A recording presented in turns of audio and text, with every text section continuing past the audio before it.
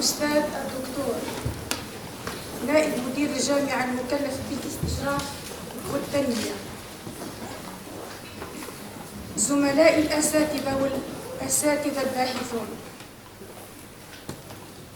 أعزائي طلبة الدكتوراه، أبناء الطلبة وبناتي، ضيوفنا الكرام، السلام عليكم ورحمة الله وبركاته.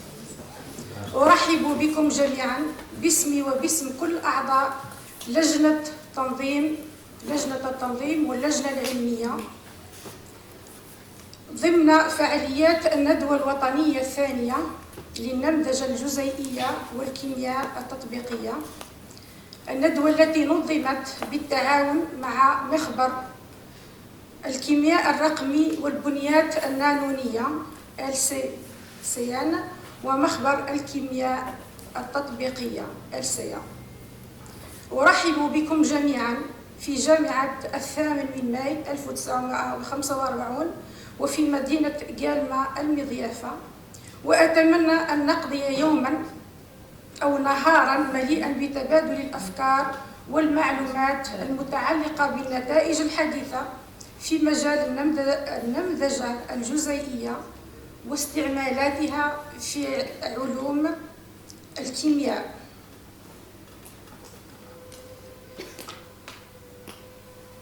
إذن أرحب بكم جميعا وأقول لكم نزلتم أهلا وحللتم سهلا، ولن أنسى أن أشكر كل من ساهم من قريب أو بعيد في تنظيم والتحضير لهذه الندوة الثانية الوطنية.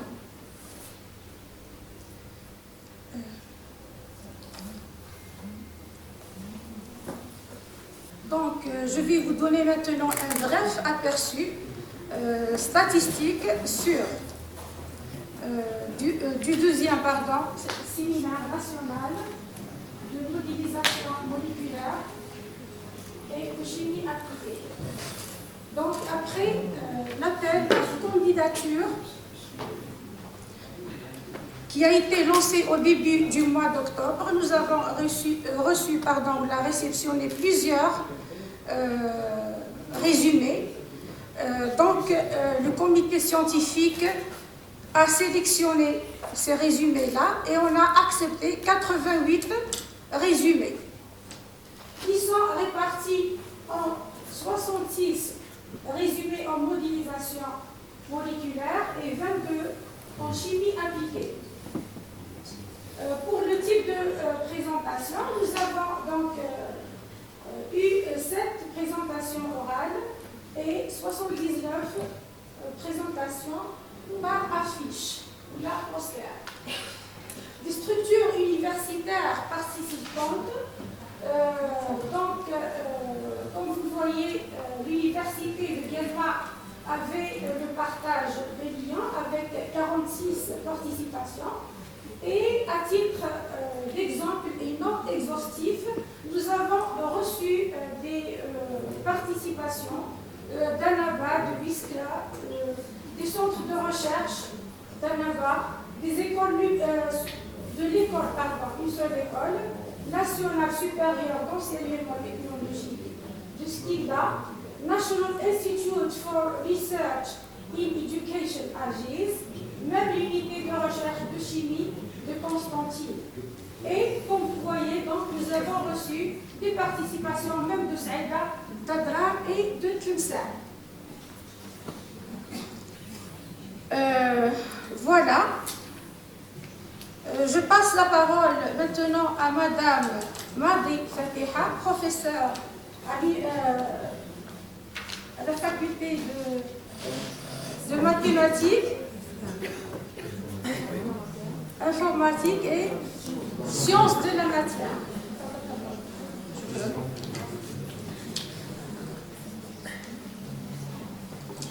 بسم الله الرحمن الرحيم. أرحب بضيوفنا الكرام، السيد نائب رئيس الجامعة، السيد عميد كلية العلوم والتكنولوجيا، أرحب بزملائنا الأساتذة الباحثين من داخل وخارج جامعتنا، جامعة 8 ماي 45 بجالما. أرحب أيضا بطلبة الدكتوراه من داخل جامعتنا ومن خارجها. مرحبا بالجميع مرة أخرى.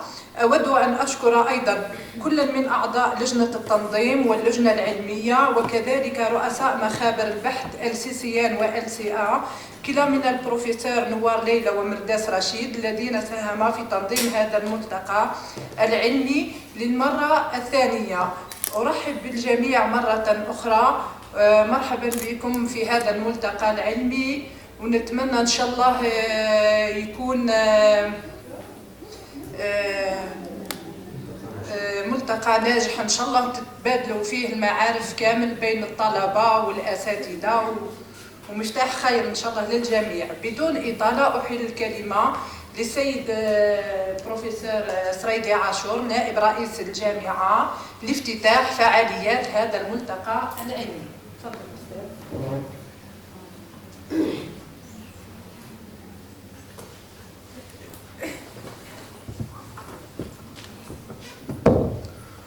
بسم الله الرحمن الرحيم. الحمد لله الذي بنعمته تتم الصالحات، والصلاة والسلام على سيد المرسلين وعلى آله وصحبه أجمعين. أما بعد، أيها الحضور الكريم، أيها الأفاضل، السيد عميد كلية التكنولوجيا، السيدة رئيسة الملتقى، زملائي الأساتذة، أعزائنا الطلبة، مرحبا بكم جميعا.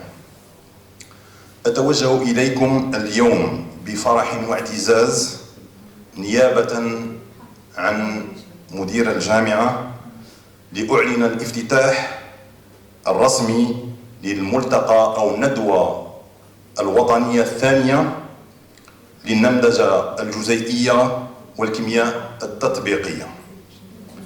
إنه لشرف كبير أن أراكم مجتمعين هنا بحضوركم الشخصي. نحن هنا في إطار هذا الملتقى لنتبادل الأفكار والخبرات ونستمع إلى آراء وتحليلات المتخصصين في هذا الميدان. أتمنى أن يكون هذا الملتقى فرصة للتواصل والتفاعل البناء بين الجميع.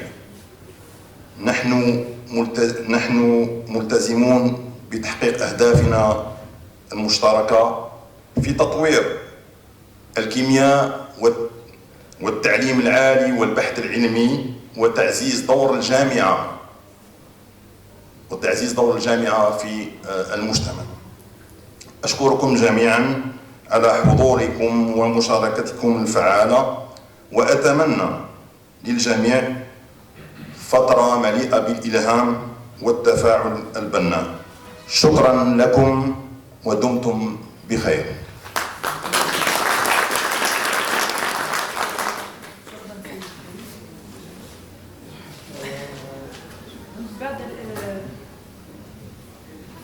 بعد الافتتاح الرسمي لفعاليات هذا الملتقى deuxième séminaire national de modélisation moléculaire et de chimie appliquée, j'invite le docteur Aïd Kaki Semira pour commencer et présenter la première conférence plénière.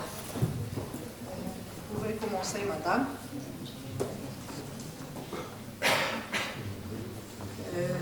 Je vous informe que le docteur Aïd Kaki Semira est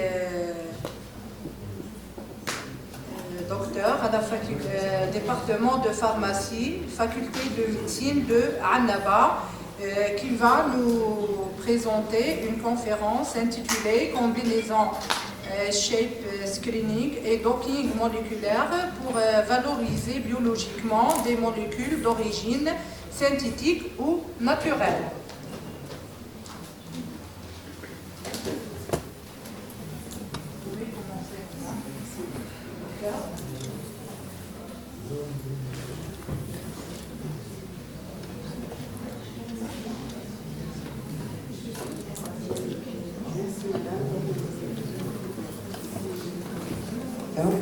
Merci.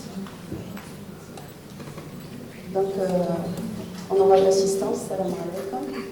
Je commence tout d'abord par remercier le comité d'organisation et le comité scientifique de m'avoir donné l'opportunité d'être là parmi vous pour partager un petit peu avec vous notre expérience dans le domaine de la modélisation moléculaire et de son application dans la recherche de nouvelles molécules bioactives. Donc notre intervention porte sur une combinaison du shape screening et du docking moléculaire pour la valorisation biologique des molécules d'origine synthétique ou naturelle.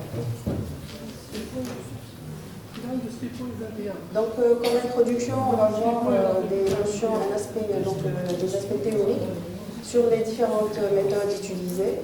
D'abord, nous avons deux grands volets. Le volet classique qui porte sur le criblage virtuel, le virtual screening, et le deuxième volet, c'est le reverse screening. Ensuite, on va voir un exemple, donc une partie d'un travail qui a été réalisé au niveau de notre laboratoire, le laboratoire de chimie thérapeutique du département de pharmacie de la faculté de médecine d'Annaba. Donc, comme vous le savez, les médicaments modulent les états pathologiques grâce à leur action sur des cibles dans le corps. Donc nous pouvons soit avoir un médicament stimulant qui va donc être mimétique d'une substance chimique, ou alors un médicament inhibiteur qui va faire une inhibition compétitive avec le substrat naturel au niveau du site récepteur. La détermination des cibles facilite le développement ciblé de nouveaux traitements et permet de mieux caractériser ceux qui existent déjà. Parce qu'il y a des médicaments qui sont commercialisés mais dont on ne connaît pas le mécanisme d'action précis. L'un des moyens d'y parvenir consiste à déployer des méthodes in silico, en exploitant la puissance informatique et prédictive pour produire des hypothèses éclairées à des fins de vérification expérimentale. C'est là où intervient la modélisation moléculaire. Donc, le schéma classique du développement d'un médicament, donc nous avons plusieurs étapes. La première étape, c'est l'étape de recherche. C'est là où nous intervenons. Donc, autrefois, donc, la recherche était basée sur la recherche empirique, donc le hasard, l'observation clinique, etc. Désormais, elle devient de plus en plus rationnelle. Et donc, la première molécule qui est découverte pour être active sur une cible déterminée, impliquée dans une pathologie étudiée, est appelée lead compound. Ce dernier va donc entrer dans des études de relations structure-activité pour être amélioré en lead, et ce dernier va aussi entrer dans un cycle d'optimisation, un échange entre modélisation moléculaire, synthèse et évaluation de l'activité biologique, jusqu'à proposer un candidat médicament qui va rejoindre la deuxième étape du développement. La modélisation moléculaire, finalement, c'est un ensemble de techniques bioinformatiques, ou qu'on appelle aussi in silico, qui permettent de représenter et de visualiser la forme des molécules dans l'espace et de simuler leur mouvement et leur comportement par construction de modèles de molécules ou d'ensembles de molécules. Le grand défi, c'est de pouvoir créer des modèles qui correspondent le plus étroitement possible au système in vivo. La modélisation moléculaire entre dans le cadre des méthodes qu'on appelle Computer-Aided Drug Design, et donc par son biais, on peut soit identifier les hits ou optimiser les hits en lead. Regardez l'évolution du nombre de médicaments donc, qui sont mis sur le marché grâce à ces méthodes de Computer-Aided Drug Design. Les méthodes les plus utilisées sont entre autres le criblage virtuel.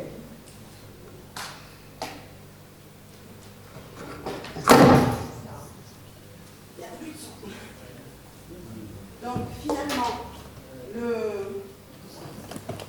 criblage virtuel est assimilé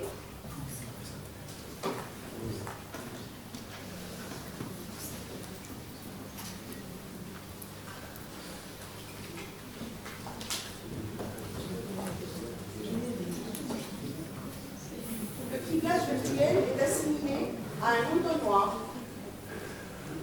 à travers duquel on fait passer un nombre important de molécules qu'on appelle, qui peuvent être stockées dans des chimiothèques Et grâce à des algorithmes de recherche, des fonctions de score, donc plusieurs outils de modélisation, on peut réduire un nombre allant jusqu'à des millions de molécules à un nombre réduit de molécules qui seront testées expérimentalement.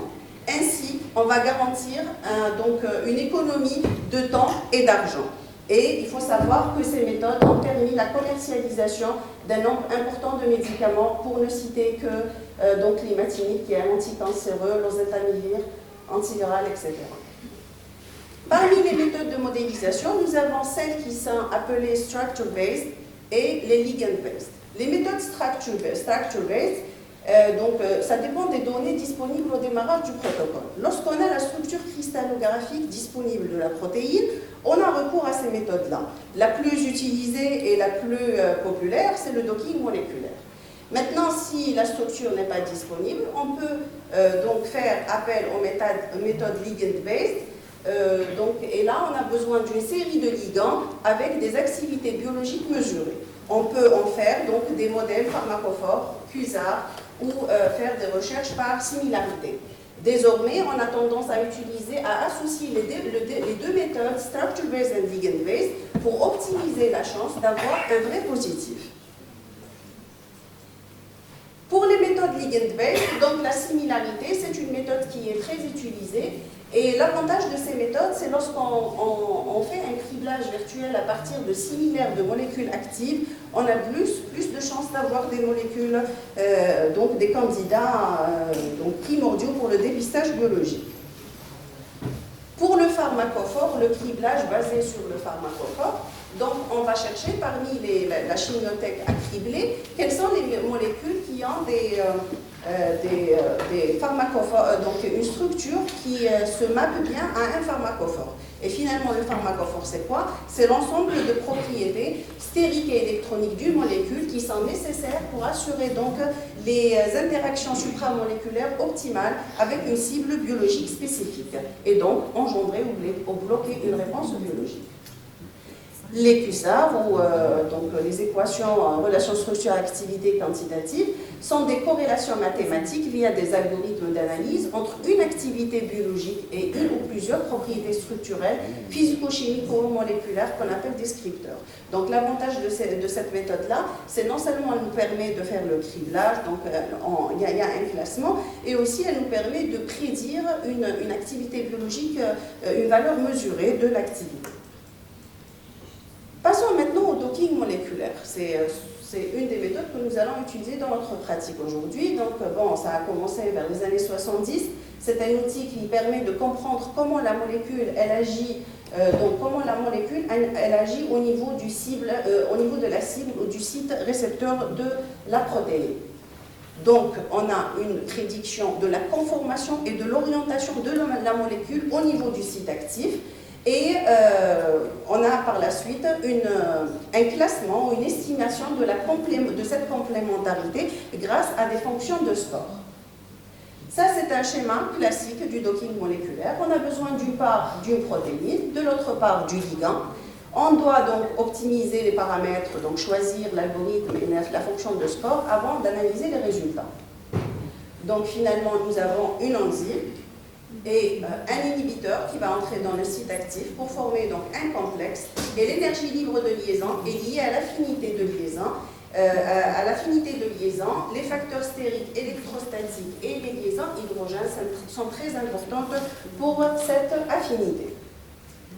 Les étapes de docking, on va voir quelques conditions, quelques notions qui sont importante pour la maîtrise du docking, parce que le docking, il faut bien choisir ces éléments pour pouvoir réussir un protocole de docking, que ce soit un criblage ou d'une molécule donnée.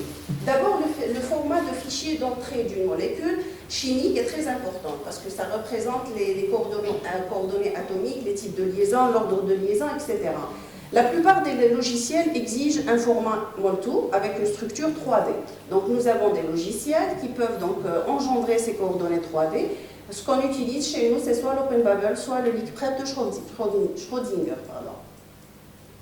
Par conséquent, donc, la structure du ligand est convertie en conformation 3D et en même temps, il y a une minimisation de l'énergie à l'aide du protocole de mécanique moléculaire qui est intégré dans le logiciel. Typiquement, le criblage, lors d'un criblage d'un nombre important de molécules, on génère une seule conformation par ligand, donc surtout pour gagner du temps de calcul. La préparation de la protéine, donc la protéine sur laquelle on va faire le docking. Les structures extraites de la banque des protéines peuvent présenter des erreurs, notamment des acides aminés qui manquent au niveau du site actif. Donc il faudrait donc réparer cette protéine ou la reconstruire. Il y a des outils qui permettent de le faire. Nous, on utilise le Swiss Protein Data Bank Viewer dans notre laboratoire. Donc il nous permet de préparer la protéine. Une fois que le site de liaison a tous ses résidus, donc il est débarrassé des molécules d'eau, sauf si certaines molécules sont importantes pour l'interaction. Ensuite, les atomes d'hydrogène sont ajoutés. Les molécules qui ne font pas partie de la structure de la protéine, notamment les molécules d'eau, les éventuels sels et les autres corps étrangers qu'on retrouve dans la protéine ou la structure cristallographique doivent être supprimés. Maintenant, le choix de la structure protéique. Dans la banque des protéines, nous pouvons trouver plusieurs structures cristallographiques de la même protéine qu'on veut étudier. Laquelle des structures je vais utiliser pour mon protocole de docking? D'abord, si on a le choix entre une structure holo-enzyme ou apo-enzyme, on choisit l'holo. C'est-à-dire que l'enzyme, elle a un médicament, elle a un inhibiteur dans son site actif. Ça nous permet de gagner du temps et on a tous les paramètres du site actif qui sont déjà définis. Dans le cas contraire, il y a des outils actuellement qui permettent de déterminer le site actif ou alors on fait le docking aveugle, donc ça prend plus de temps. Maintenant, la qualité de la structure cristallographique, elle est mesurée par plusieurs paramètres qui sont disponibles dans la PDB. Entre autres, nous avons le paramètre le plus important, c'est la résolution. Elle reflète la qualité de la structure ayant permis de construire le modèle cristallographique et elle est limitée par la manière dont les cristaux diffractent, la dynamique de la protéine, la qualité de l'appareillage et la température du système. Elle doit être inférieure à 2,5 et certains auteurs la limitent à 2 angstroms.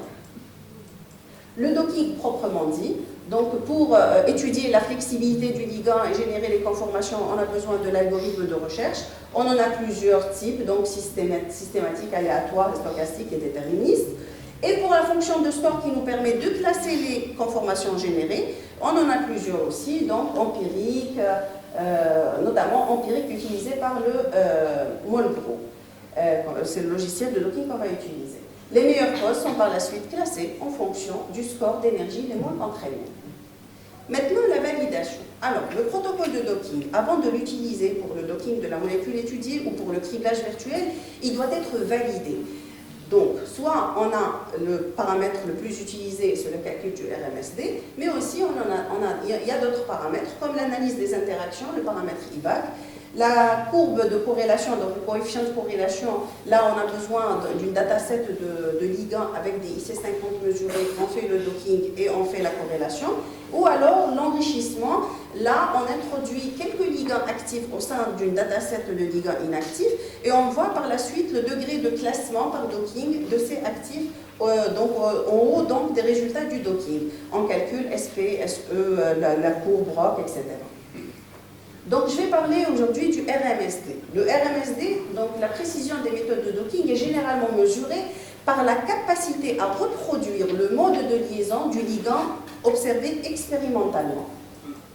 Pour réaliser un calcul de RMSD, le ligand co-cristallisé d'une cible donnée est extrait pour être repositionné. C'est ce qu'on appelle le redocking ou le self-docking. Plus la prédiction du positionnement est précise, plus la différence entre les deux structures est faible, c'est-à-dire le RMSD, il doit être très bas. Et les normes, c'est une différence inférieure à 2 angstroms. Si le RMSD est inférieur ou égal à 0,3, on peut considérer la pose générée, la pose initiale comme identique. Voici donc la superposition du ligand co-cristallisé et de ligand après redocking. Donc il faut toujours suivre le docking par l'analyse visuelle, c'est très important. L'analyse post-docking, donc en considérant le complexe cristallographique comme la meilleure cause d'arrimage ou de docking, il convient d'analyser en détail les sites de liaison et les acides aminés clés. Donc là, soit on analyse déjà le ligand co-cristallisé avec les interactions, soit on se réfère à la littérature. C'est très important de bien étudier sa protéine et les inhibiteurs qui existent, est-ce qu'ils sont commercialisés ou pas, à quel niveau ils agissent, quels sont les résidus acides aminés clés qui sont importants pour l'activité, pour pouvoir par la suite interpréter aisément les résultats et savoir qu'est-ce qu'on veut trouver exactement. Ça, c'est un exemple du substrat co-cristallisé, donc c'est l'AMP, l'ATP, donc et les différentes interactions hydrogènes qui sont établies et électrostatiques. Donc je dois, avant de commencer le docking, voir d'abord cet état-là. Après, lors de l'interprétation, je vais chercher, moi, ce que je peux retrouver comme le même résidu, donc établi par le substrat naturel ou le médicament de référence. Donc, l'intérêt du docking moléculaire, il convient de noter que les usages et les applications du docking ont évolué depuis sa première apparition. D'abord, donc, il permet de prédire les interactions ligand-cible au niveau moléculaire. Ensuite, il permet d'identifier et d'une manière rationnelle de nouveaux composés bioactifs. Et ça nous permet donc d'effectuer des campagnes de criblage virtuel basées sur la structure. Ça nous permet d'optimiser les leads en candidats médicaments.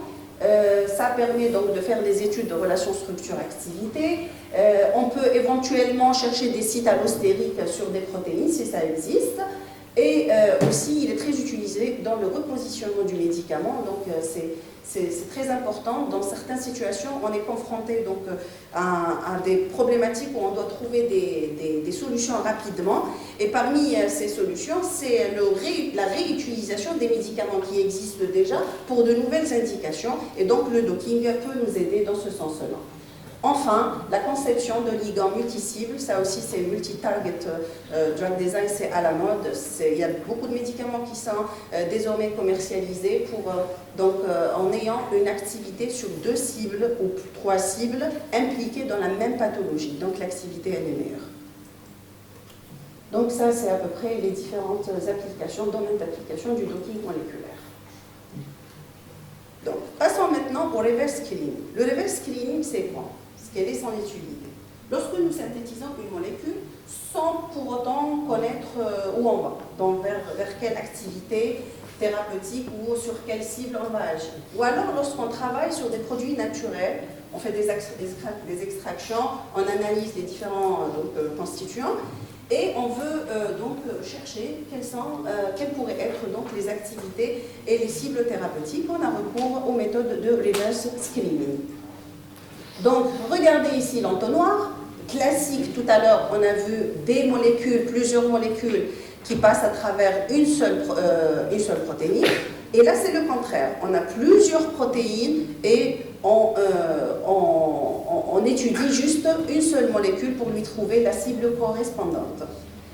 Ces méthodes-là sont aussi appelées in silico or computational target fishing. C'est des méthodes très utilisées pour découvrir les récepteurs cibles des molécules étudiées provenant, comme je viens de le dire, des produits naturels ou synthétiques. Aussi pour explorer les mécanismes moléculaires des composés bioactifs, donc on utilise des médicaments, on ne connaît pas leur cible. Trouver des indications alternatives, donc le repositioning drug design, et détecter les effets indésirables éventuels des médicaments aussi. Grâce à ces méthodes, on peut chercher quelles sont les cibles qui seraient responsables de l'effet indésirable. Les méthodes de reverse screening. Nous avons le shape screening, c'est-à-dire le criblage basé sur la forme. Nous avons le pharmacophore screening et le reverse docking. Donc, pour les deux premières, le criblage inverse, basé sur la structure et sur la forme, donc ce sont des méthodes qui sont plus simples et plus rapides. Le reverse docking, c'est un peu plus délicat parce que ça dépend de la nature des protéines, d'une part, et ça prend énormément de temps de calcul. Donc voici quelques outils qui sont utilisés dans le domaine du reverse screening. Et on va commencer par le criblage de forme ou le shape screening. Donc le principe est comme suit. Nous avons une base de données, d'accord? Donc le principe, de base d'un point de vue bidimensionnel et que les molécules structurellement similaires peuvent avoir une bioactivité similaire. Sur le plan tridimensionnel, le principe est que les molécules ayant des volumes similaires peuvent avoir le potentiel de se lier efficacement donc, à des espaces de taille identique ou similaire dans le site actif des protéines. Pour utiliser le criblage de forme, afin de prédire les cibles de petites molécules, il nous faut une base de données de ligands de petites molécules qui sont annotés à des cibles protéiques. Ensuite, la similarité globale de la forme de la molécule étudiée, elle va être interrogée, donc elle va être étudiée pour chaque ligand de la base de données, pour qu'à la fin, donc les cibles protéiques des molécules appariées présentant des scores de similarité élevés peuvent être considérées comme les cibles du ligand étudié. Donc finalement, on a deux cartographies. La première entre la molécule étudiée et les ligands de la base de données. La deuxième entre les ligands de la base de données et les protéines correspondantes. Et c'est comme ça qu'on a la cible proposée pour le ligand étudié. Il y a plusieurs serveurs web qui permettent de faire donc cette prédiction. Et parmi les serveurs qui se basent sur le shape screening, nous avons donc le SuperPrep. L'avantage du SuperPrep, c'est qu'il nous donne en même temps les cibles impliquées et l'indication associée. Parce que certains web, qu'est-ce qu'ils nous donnent? Ils nous donnent les cibles prédites pour un ligand donné. Après, il faut se documenter. Telle cible, elle est impliquée dans quelle pathologie. Donc ici, c'est plus facile avec le SuperPrep. Il utilise donc les empreintes digitales ECFP lors de l'étude de similarité et il a été validé avec une précision d'estimation de 75%. Maintenant, le criblage basé sur le pharmacophore, donc semblable à la base de données des structures, on a besoin d'une base de données de pharmacophore. Donc la molécule interrogée, elle va être successivement mise en correspondance avec les caractéristiques des modèles pharmacophoriques de la base de données. Le plus utilisé des serveurs qui se basent sur le pharmacophore, c'est le PharMapper. Donc le principe, c'est le mapping sur les pharmacophores pour choisir donc la protéine correspondante. Ça, c'est un autre logiciel, serveur, Polypharmacology Browser 2, qui se base sur en même temps le shape screening et l'intelligence artificielle pour proposer des cibles pour une molécule donnée. Il y a un autre logiciel qui est intéressant, le NetInfer. Il permet de prédire les cibles pour une molécule donnée, il permet de prédire les effets thérapeutiques et il permet également de prédire les effets indésirables. Donc ce dernier se base sur l'intelligence artificielle lors de sa prédiction. Enfin, la dernière méthode du reverse screening, c'est le reverse docking. Donc ici, nous avons une molécule, plusieurs protéines, et on choisit lesquelles des protéines seraient donc la cible de notre ligand. Le serveur ReverseDoc, c'est un serveur tout récent, donc il a été, son article date de 2023. Donc ReverseDoc, il permet de faire le docking de quelques molécules, jusqu'à 10 molécules par action, avec une base de protéines qu'on crée nous-mêmes. C'est-à-dire, ReverseDoc, il n'a pas sa base de protéines. C'est nous qui introduisons les PDB des protéines. On a jusqu'à 100 PDB qu'on veut introduire. Et il travaille avec AutoDocVina pour, par la suite, nous donner des scores d'interaction. La limite avec ReverseDoc, c'est qu'il travaille avec des protéines ne dépassant pas les 100 acides aminés. Donc il y a eu du succès pour le reverse screening, il y a eu donc des molécules, notamment la curcumine dans le domaine des plantes médicinales, qui a été, grâce à ces méthodes, on lui a découvert l'activité sur les cellules cancéreuses du côlon humain, et une autre molécule, la gonéilactone B, pour laquelle on a trouvé une activité dans le carcinome hépatocellulaire humain. Ça, ce sont que des exemples. Maintenant, on va passer à notre exemple, l'exemple de la valorisation des produits d'origine naturelle par les méthodes de reverse screening. Avant cela, je voudrais juste donner 2 mots par rapport à l'avantage des produits naturels dans le drug design.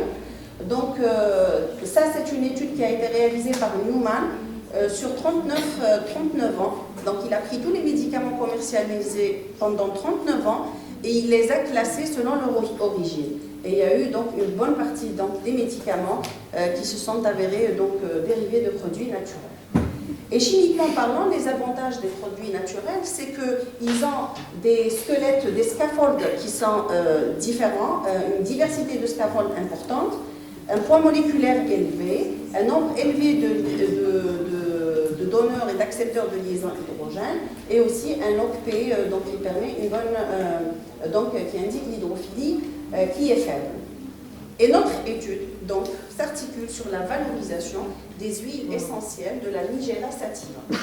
Qu'est-ce qu'on a fait dans cette étude? Donc je vais présenter juste la partie in silico. Donc tout le monde sait que l'huile de Nigelle, elle est très utilisée, elle a plusieurs activités thérapeutiques, mais on ne connaît pas les mécanismes d'action. On ne connaît pas les cibles thérapeutiques pour autant. Donc, qu'est-ce qu'on a fait? On a pris les 5 molécules bioactives majoritaires.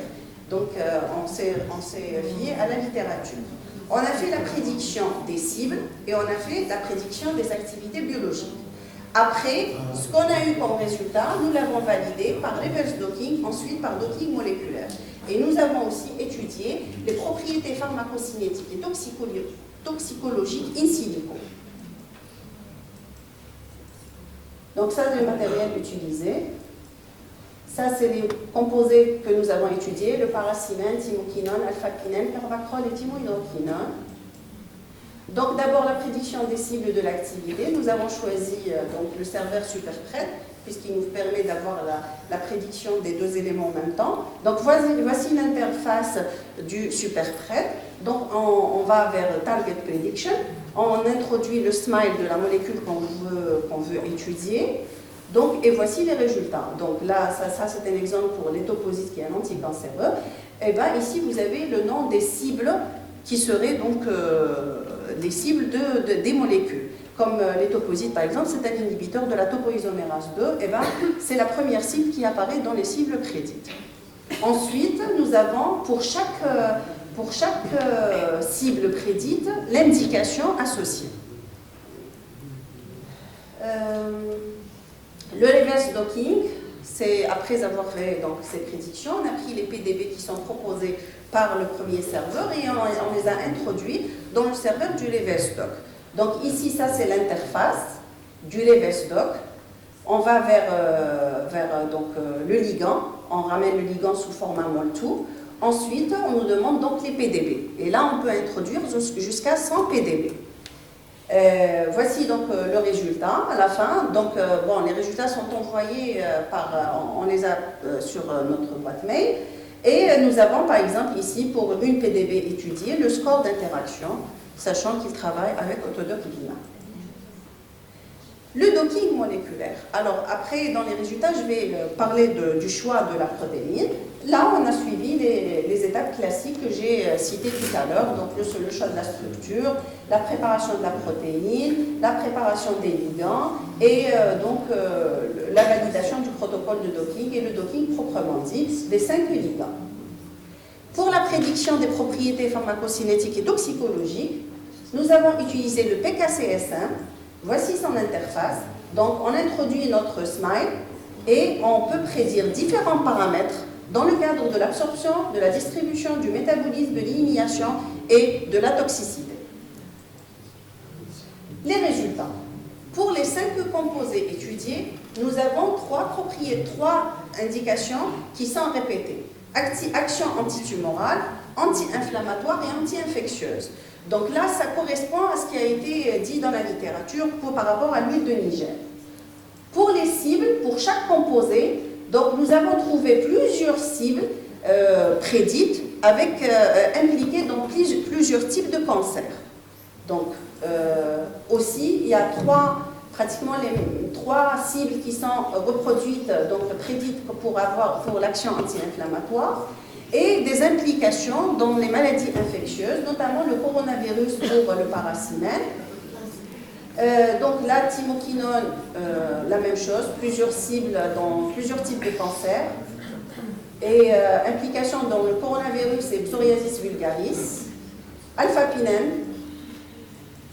Donc ici aussi nous avons le psoriasis. Carvacrol, toujours les tumeurs solides. Donc, il y a une cible qui est à chaque fois prédite pour les différents composés. Toujours action sur le psoriasis et le coronavirus. Et enfin, tétrahydroquine. Voilà. Donc, on a exploité les résultats de la première prédiction. On a pris toutes les PDB qui ont été proposées, on les a introduits dans les restes. Bon, on n'a pas les résultats pour toutes les protéines, comme je l'avais dit, il est limité à un nombre d'acides amynés de 100. Mais parmi les résultats qu'on a eus, donc j'ai fait ce tableau comparatif entre les différents ligands. 1, 2, 3, 4, 5. Les 5 ligands que j'ai étudiés. Et j'ai trouvé que pour les 5 ligands, il y a une activité donc sur au moins une des cibles impliquées dans le psoriasis. D'accord?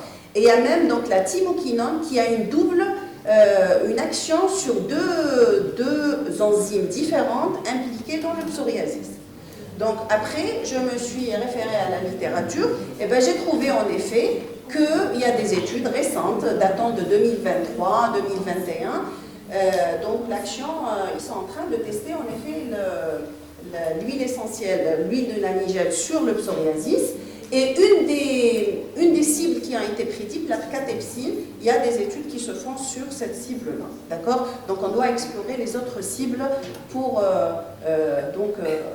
enrichir donc, ces résultats. Ça, c'est la structure des molécules qui ont donc fait objet du docking. Maintenant, pour le docking, donc j'ai pris un seul exemple. J'ai pris la protéine qui a été prédite pour les différents ligands, donc pour une cible impliquée dans le cancer, et j'ai fait le docking des 5 molécules dans cette cible-là. Donc l'histone des acétylases 8, c'est une protéine qui condense l'ADN d'une manière ordonnée. Sa modification permet donc la translation et l'expression des gènes. L'histone des acétylases dans l'HDAC8 qui est notre cible, elle permet donc la progression du cycle cellulaire, l'apoptose et l'angiogénèse. Comme cette enzyme elle est surexprimée dans différents types de cancers, donc elle a fait l'objet de notre docking. Donc nous avons suivi le schéma classique, on a choisi cette structure cristallographique, nous l'avons préparée. Donc là c'est avec Marlborough Virtual Doppler, on a choisi l'algorithme de recherche fonction de score et différents paramètres. On a calculé le RMSD, donc on a eu 0,78, donc ce qui est très correct. Là, c'est la superposition du ligand co-cristallisé et du ligand natif.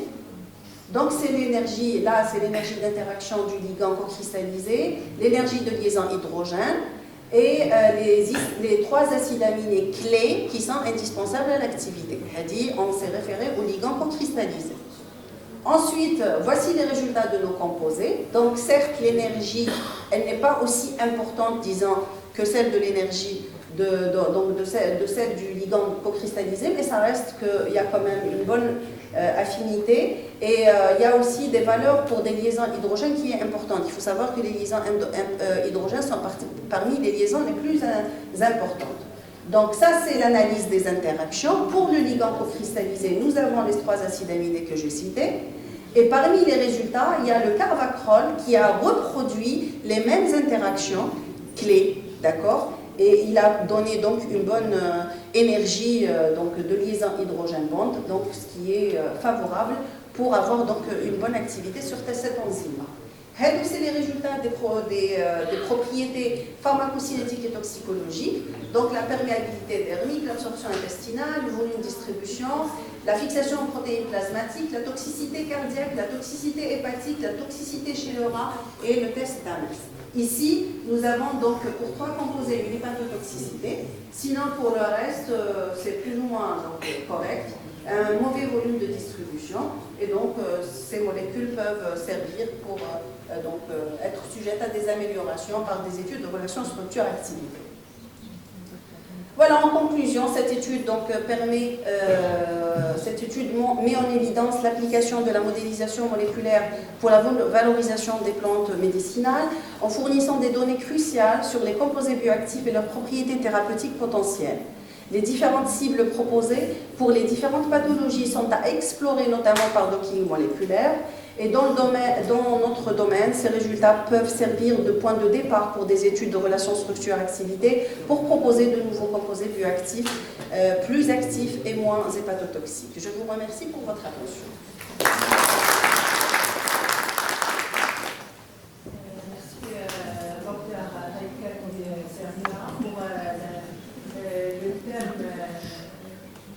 De la conférence, elle est d'actualité, elle est très intéressante et fait l'objet de plusieurs milliers de recherches dans le jour. Donc avant de passer la parole aux chercheurs, j'ai une petite remarque concernant la superposition des molécules ou bien des ligands avant docking. Avant et après docking. C'est sûr qu'elles ne seront pas superposables à cause d'une interaction avec la cible, n'est-ce pas? Là, on a fait la superposition après le docking. Après le docking, on a extrait le ligand cristallisé, on lui a fait le docking. Après, la pose qui a été la meilleure pose qui a été générée, on la superpose avec la conformation initiale donc, de la structure cristallographique. Elles ne sont pas superposables. Pas à 100%, bien évidemment. L'essentiel, oui. L'essentiel, c'est d'avoir une différence, un écart inférieur à 2 angstroms par rapport à la Sur la forme des interactions physiques entre le ligand et la cible, c'est sûr que les liaisons subissent des compressions ou bien des élongations à cause des interactions physiques intermoléculaires. D'accord, merci. Est-ce qu'il y a une intervention? Oui, professeur. Tout d'abord, je vous remercie pour la conférence plénière. Quand vous optimisez, vous avez dit qu'on optimise avec la mécanique moléculaire, mais ne donne pas les différents types d'interactions. La mécanique moléculaire, elle est insuffisante. Alors, j'avais dit dire oui, des interactions intermoléculaires telles que l'hydrogène, Van der Waals, l'hydrophobie, etc. Comment vous faites pour... est-ce qu'il y a une suite pour les calculs ou bien vous arrêtez juste avec la AMR? Alors, nous, d'abord, cette étape-là, elle est faite avant le docking. Avant le docking. Avant le docking, donc quand on convertit en 3D, il y a aussi, donc c'est intégré dans le logiciel de conversion. Donc là, après le docking, par définition, il va générer des conformations à partir d'un seul ligand à la recherche de la meilleure conformation la plus stable. Donc après docking, normalement, ce qui devrait être fait, et qu'on ne fait pas nous, c'est la dynamique moléculaire.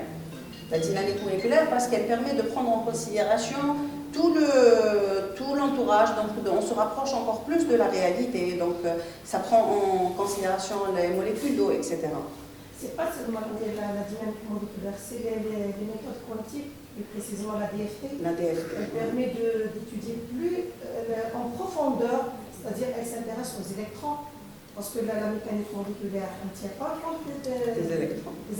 Donc, côté chimie théorique, je ne suis pas très penchée, mais c'est-à-dire que là, je me suis toujours posé la question, est-ce que c'est après docking, après le choix? Oui.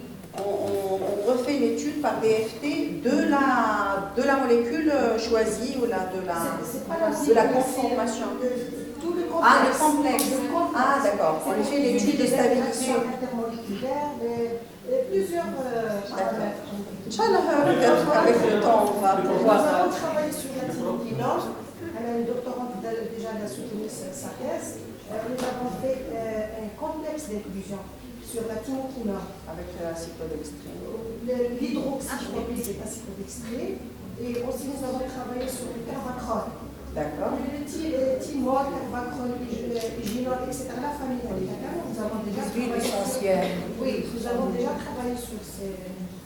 Ce genre de molécules, quand on travaille avec le DFT, c'est le temps de calcul. Le nombre de sélectionner une partie. Non, pardon. Quand elle a sélectionné et qu'on l'a terminé, le choix, le ligand, substrat, etc., c'est une étude qui doit être faite c'est surtout la stabilité du complexe. Voilà, il faut faire une étude, c'est pas une étude complémentaire, c'est essentiel. Je vous remercie, madame. Mais même la dynamique moléculaire ici peut nous informer des informations.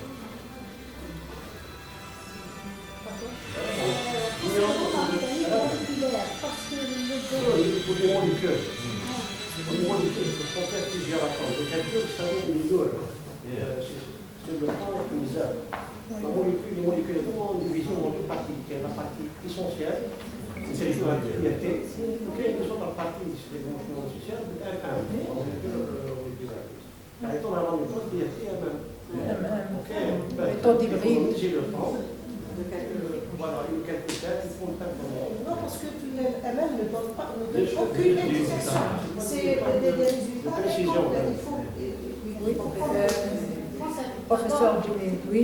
Madame Nouad, pour la mécanique moléculaire, le docking moléculaire, il est basé sur la mécanique moléculaire. Donc, en stade de préparation, vous pouvez utiliser la DFT pour l'entité ou le ligand ou le récepteur, parce que la protéine elle est immense. Donc, pour la réaliser par méthode DFT ou donc la dynamique moléculaire, elle est la méthode la plus adéquate avec le docking moléculaire. La Pasteur, c'est la mécanique moléculaire. si elle veut étudier des interactions, Parce que le docking, le fondement théorique, c'est mécanique moléculaire. Oui, sans force. Mais la mécanique moléculaire vous permet des interactions, l'énergie donnée, elle vous donne l'énergie de l'électrostatique. Oui. L'énergie de liaison. Ok. Est-ce qu'il y a d'autres questions? Est-ce qu'il y a d'autres questions? Non? Pas de questions? Oui? Vous pouvez, docteur Hachim Media.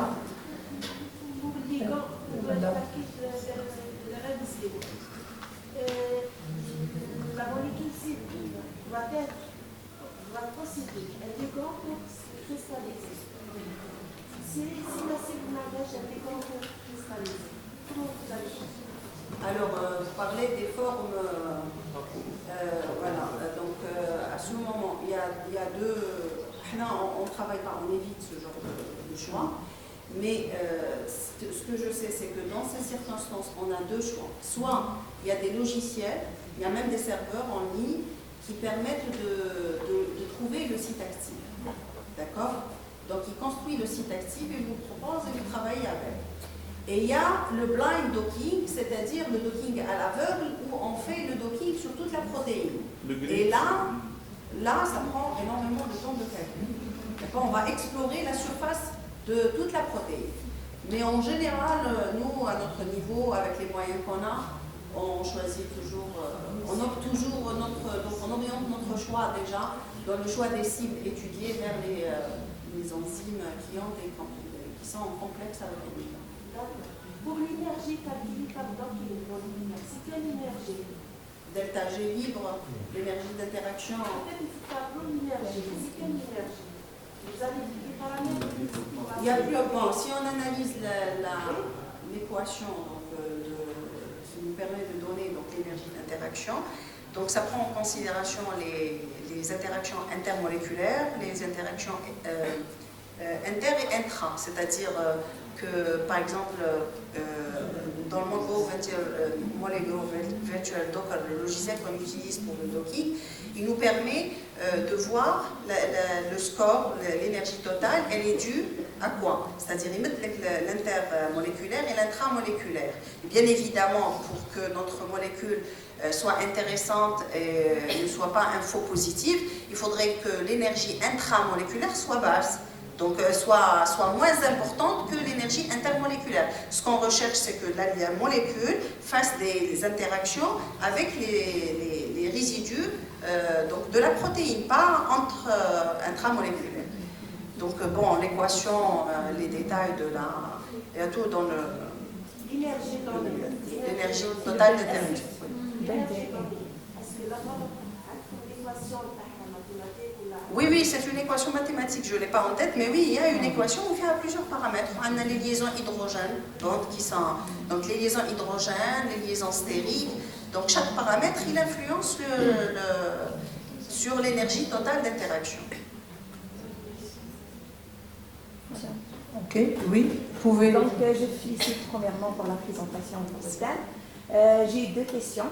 La première question dépend de votre choix de protéines. Donc, le choix de protéines, d'après le format PDB, vous avez dit que dépend d'un paramètre très intéressant, c'est la résolution.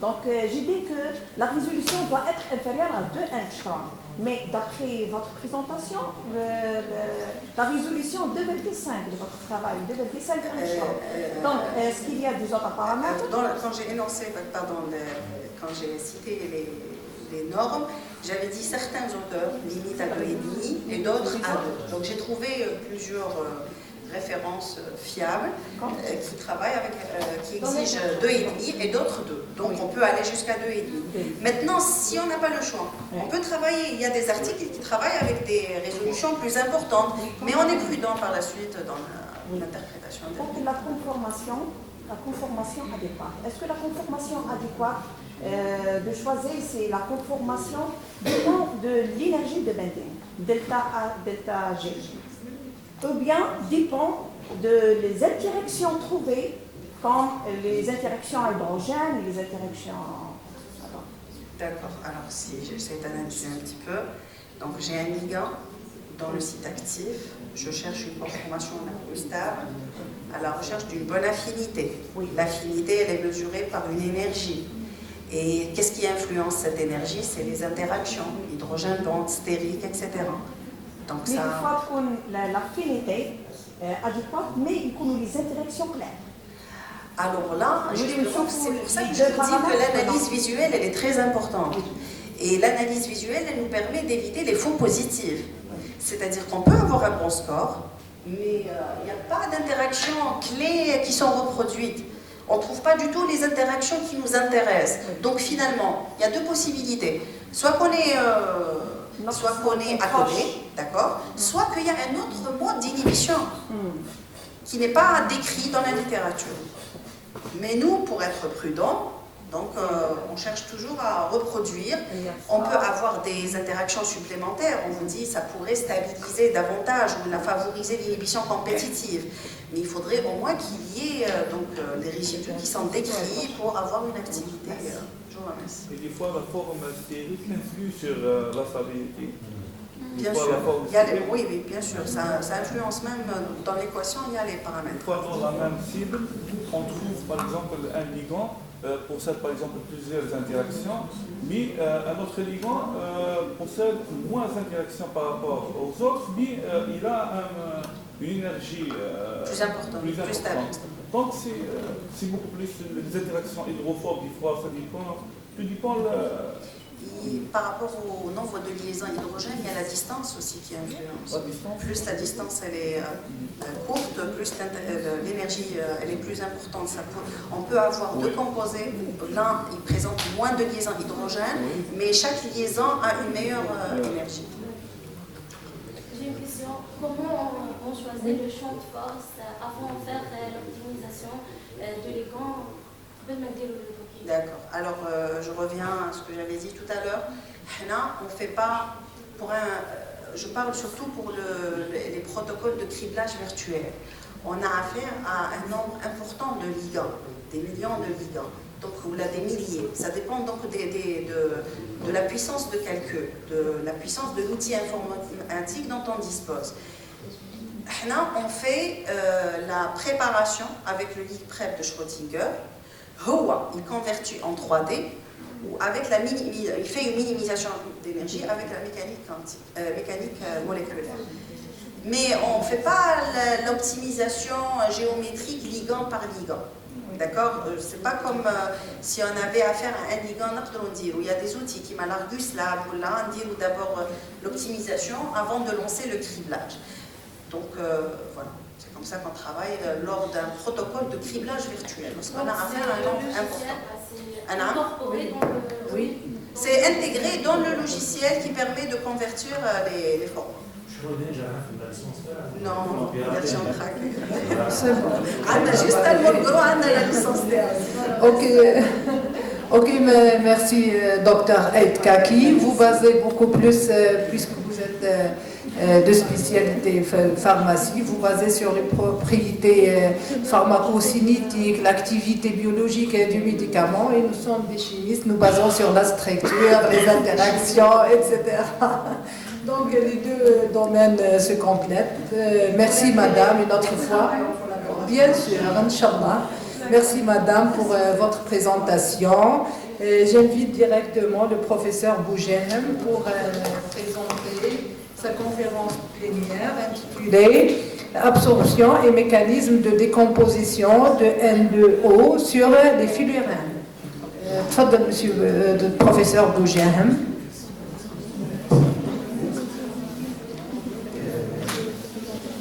Merci une autre fois, docteur Aïd Kaki, pour cette conférence. Le débat est devenu chaud.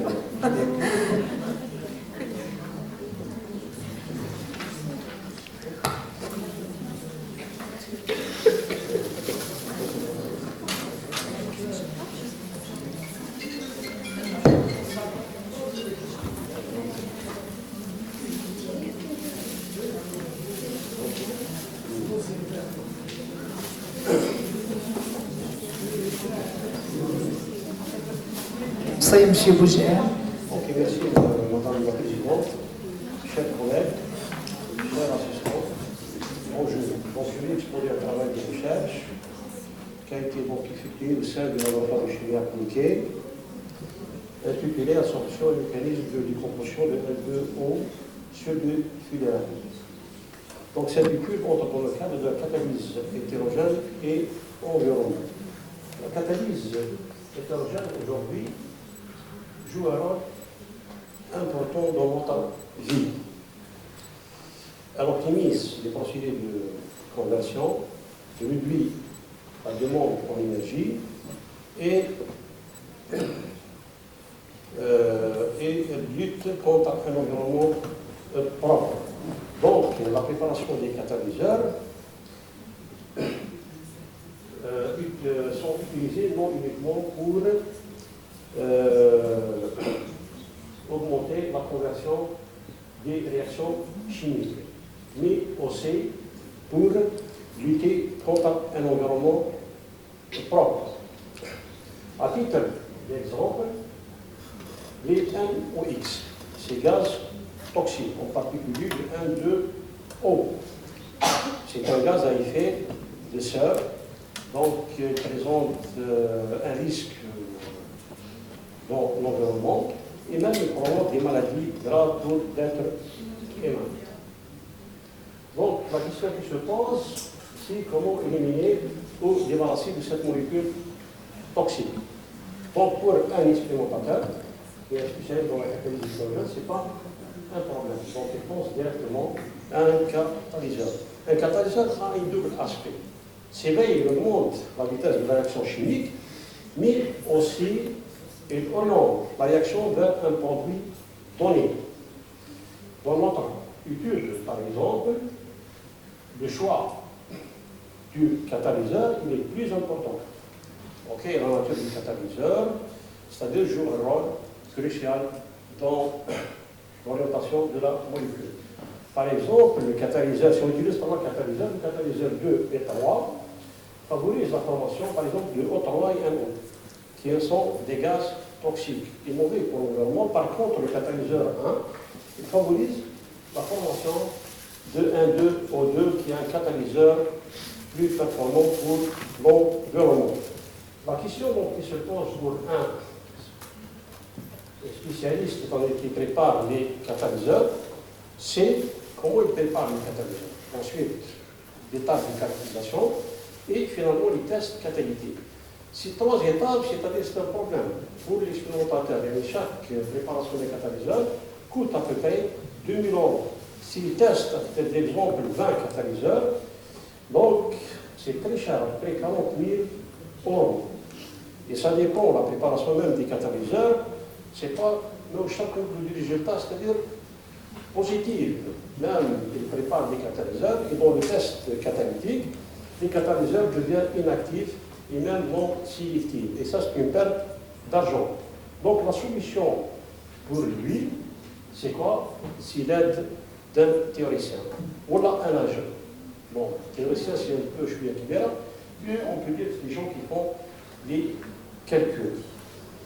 Ok, donc les gens qui font des calculs, ils peuvent donc aider, on a orienté l'expérimentateur vers les catalyseurs les plus performants et qui sont bons pour l'environnement. Pour un spécialiste, on dit un théoricien, donc un catalyseur pour lui, c'est un ensemble de supports plus particules. Ok, support plus particules. Il commence à choisir le support. Dans ce cas, il a choisi le support comme le fullerène. Pourquoi le fullerène? Le fullerène, généralement, c'est ici sur son terrain. Ok, il présente donc une surface spécifique très grande, donc à peu près 1000 m² par gramme, et disperse très bien les clusters sur sa surface. Et cette bonne dispersion augmente la réactivité du catalyseur.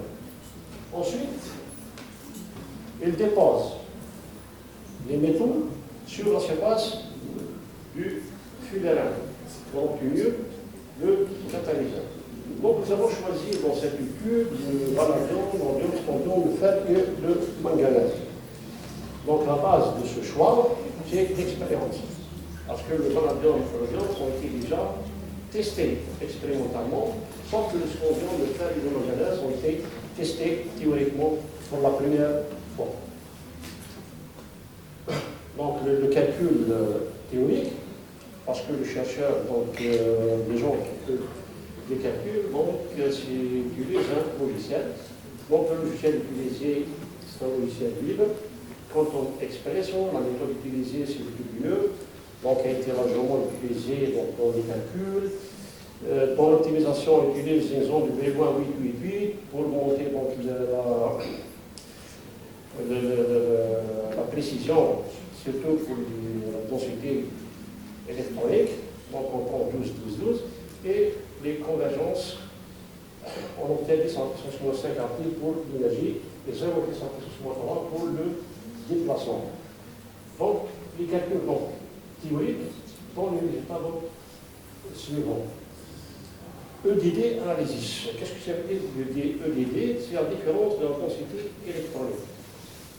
Donc, la différence de densité électronique donc, indique que l'absorption de 1 de haut s'est située directement sur le cluster et non sur la surface, en donnant ce qu'on appelle le phénomène de spillover, ce qui confirme que les atomes métalliques dans ce cas sont les sites d'absorption le plus favorable dans le catalyseur. L'énergie d'absorption qui a été calculée donc, par la méthode BBE varie entre moins 88 jusqu'à moins 112 kcal par mol, ce qui indique que c'est un processus de chimie sanction et l'interaction entre absorbant et absorbant est très grande. Le calcul théorique aussi sur la décomposition de 1 de haut sur la surface de 6 métaux indique qu'il y a 3 types de mécanismes qui peuvent être impliqués dans la réaction de décomposition et chaque mécanisme est constitué de plusieurs actes élémentaires. Pour le premier mécanisme, donc on remarque que le produit majoritaire c'est 1,2O2. Donc c'est un catalyseur dans le mécanisme qui favorise la formation de 1,2O2. Donc c'est un mécanisme bon pour l'environnement. Par contre, avec d'autres mécanismes, le mécanisme 2 favorise la formation de l'O3 et le troisième favorise la formation de 1O. Ce qui implique 2 gaz toxiques qui sont mauvais pour l'environnement. En se basant sur ce trois mécanismes, on peut classer donc les catalyseurs testés en 3 catégories. Le manganèse vanadium, donc, il favorise la formation de 1,2 pour 2, donc il suit le mécanisme 1. Par contre, l'urodium et le strontium, il favorise la formation de deux types de gaz toxiques, O3 et N-O. Donc, en conclusion, on peut dire que le manganèse et le vanadium sont des catalyseurs plus performants et des catalyseurs amis pour l'environnement. En se basant aussi sur les énergies réactives des produits, en passant par les états de transition, on peut déterminer facilement les énergies d'activation. Donc on peut trouver des énergies d'activation très faibles, ce qui implique que la réaction se déroule plus facilement sur la surface du catalyseur. On peut dire aussi que le manganèse est plus performant que le vanadium. En catalyse hydrogène, toujours qu'il y a un problème qui occupe surtout les supplémentaires, c'est l'origination du catalyseur. Qu'est-ce que ça veut dire l'origination? C'est-à-dire que le catalyseur travaille plusieurs fois dans la même réaction, avec le même rendement et la même sélectivité. Si le contraire, maintenant le catalyseur il est mort. Ok. Dans ce cas, d'après le mécanisme réactionnel qui a été proposé, l'origination du catalyseur, elle dépend uniquement de la dissolution de l'oxygène. Lorsque l'oxygène se dissolve, les sites catalytiques sont libres, donc on peut avoir une autre réaction. Et le catalyseur, on peut dire, a été régénéré. Le calcul théorique, en se basant sur la méthode PUE, montre que l'énergie de dissolution est entre 3,2 et 15. Donc c'est une énergie très faible.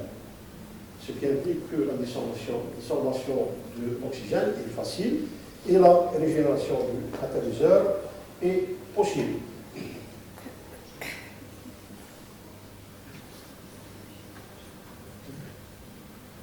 Maintenant, le chercheur qui travaille par l'écran trouve la solution. Okay, pour aider et pour orienter donc l'expérimentateur de faire ses expériences. Donc on voit bien que l'expérimentateur est fier. Vous êtes chercheur. Donc dans ce cas, madame, j'ai fait une étude comparative entre les résultats théoriques obtenus dans cette étude et les résultats expérimentaux.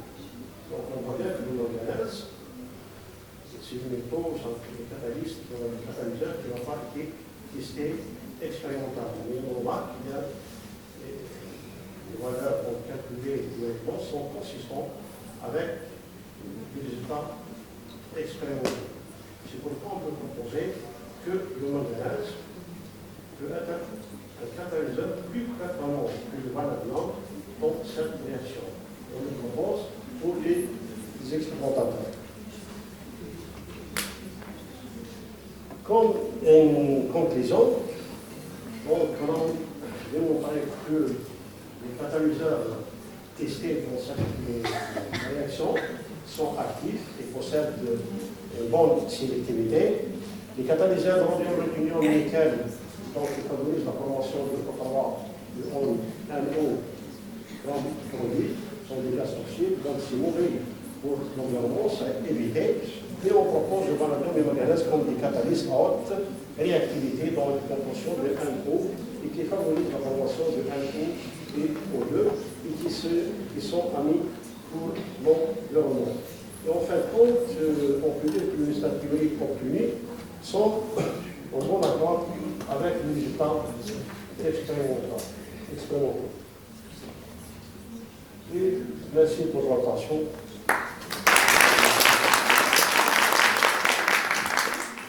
Si vous avez des questions, je suis à votre disposition.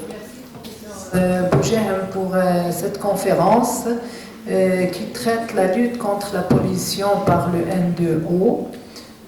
Est-ce qu'il y a une question à poser? Tfaddal, professeur Mordez.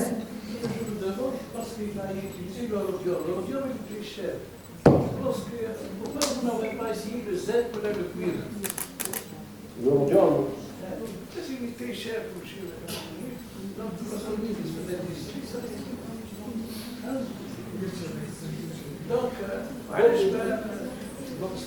on ne peut pas ici le zinc ou le cuivre, par exemple. Au lieu d'utiliser le rhodium.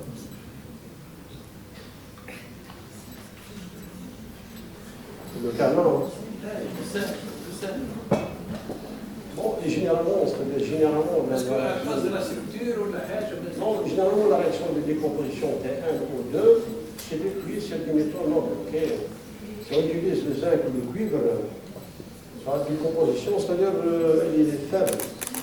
Ou même le rendement est presque inférieur à 10%. Les oxydations. L'oxydation, voilà l'oxydation. Et même, j'ai parlé de l'origination du catalyseur.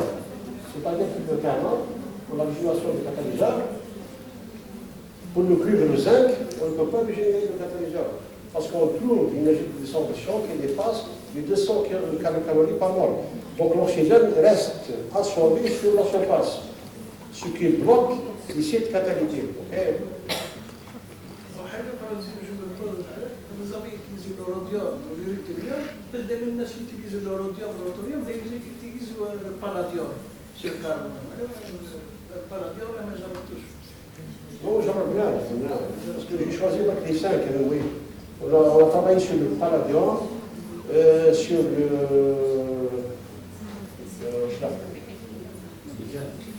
le nickel, c'est bon ça y est. Presque sur le, je ne vais pas tantôt le dire, ou le après le.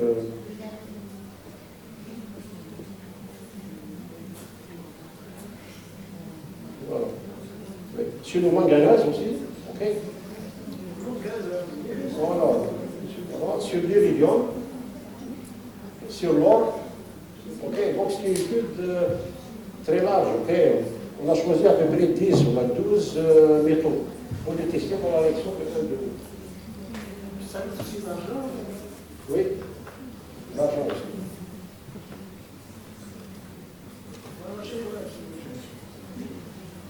Combien de fois sera la régénération du catalyseur? Est-ce que vous avez testé la régénération de Oui, parce que la régénération du catalyseur, c'est fait de régénération. C'est-à-dire que le catalyseur neuf. Okay. C'est-à-dire qu'on peut l'utiliser une deuxième, troisième, quatrième, plusieurs fois. Dans ce cas, c'est illimité. Hein. Bien sûr, parce que la dissolution est très faible. Ce qui implique que la dissolution de l'oxygène, elle est facile. Illimité, pourquoi on dit régénération? On ne peut pas on travaille toujours avec le...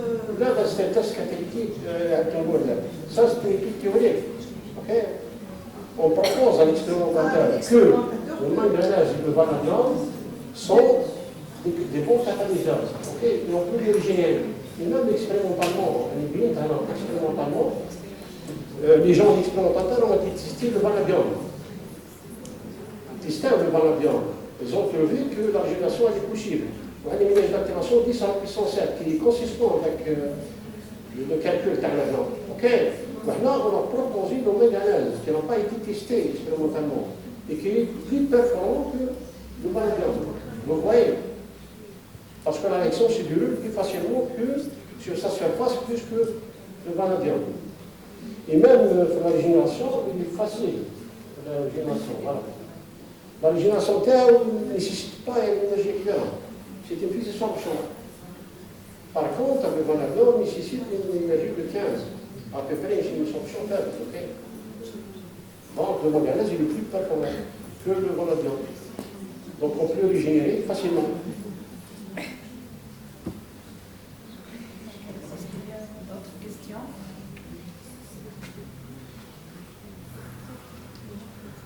Je vous demande des questions.